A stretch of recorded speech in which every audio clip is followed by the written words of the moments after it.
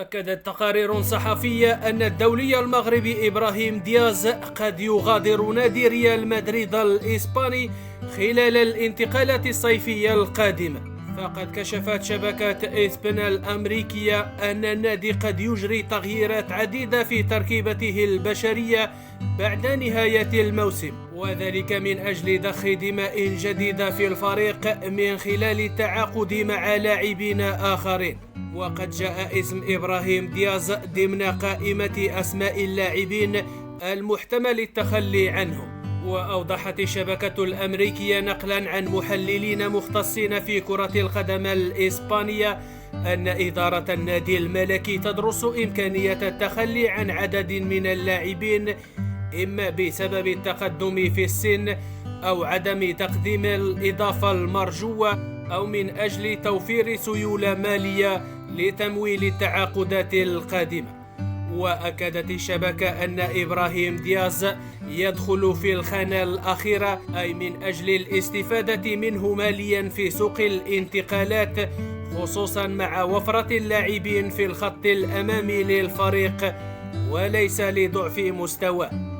وبالإضافة لإبراهيم دياز تشمل القائمة كلا من المدافعين المخضرمين النمساوي دافيد ألابا، والألماني أنطونيو روديغر، الفرنسي فيرلان ميندي، الإسبانيين داني سيبايوس وداني كارفاخال. وقد تشمل أيضا بنسبة أقل الفرنسيين إدواردو كامافينغا وأوريليان تشوامين. ولم يحسم بعد مستقبل إبراهيم دياز بشكل نهائي، لأن مسألة خروجه متوقفة على قيمة العروض التي قد تصل إلى الفريق، إضافة إلى رؤية المدرب الذي سيقود الفريق الموسم المقبل، خصوصا أنه يقدم مستويات جيدة عندما تمنح له فرصة اللعب لدقائق أكثر.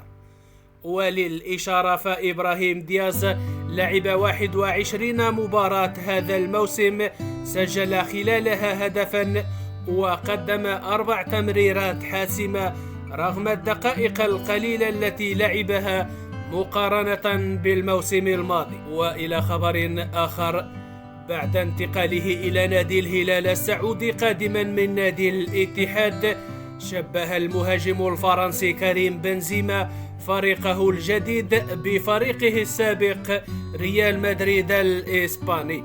وصرح بنزيما بعد الحصة التدريبية الأولى مع الزعيم قائلا: سبق أن واجهت نادي الهلال عندما كنت لاعبا في ريال مدريد، ولم تكن مباراة سهلة، كانت مواجهة قوية ولدي ذكريات جيدة عنها، وأنا اليوم سعيد لأنني أصبحت لاعبا في نادي الهلال. وأضاف: كنت أحب هذا الفريق منذ زمن، وكل شيء يسير على ما يرام، فالجماهير رائعة والفريق يلعب بشكل جيد، ولديهم لاعبين مميزين يمتلكون عقلية احترافية ومنهجية عمل قوية. وأضاف بنزيما معبرا عن سعادته بالانضمام لنادي الهلال: أشعر بشعور رائع، أنا جد سعيد بوجودي هنا بعد أول حصة تدريبية لي مع الفريق ومع المدرب، وفخور أيضا بأن أكون جزءا من هذا الفريق، إنه فريق عظيم وله تاريخ كبير، لقد حقق الكثير من البطولات وهو يشبه ريال مدريد هنا في آسيا. وعن حماسه للدفاع عن الفريق والمساهمة في تقديم أفضل النتائج قال: رسالتي واضحة، أنتم تعرفون عقليتي، لدي الكثير من الطموح، وسأعمل بجد وسأقدم كل ما لدي في الملعب لمساعدة الفريق، وإن شاء الله سنحقق البطولات، لأنه أهم شيء بالنسبة لي. وكما قلت، لدينا فريق جيد وجمهور رائع، وبالعمل معا سنحقق الأهداف إن شاء الله.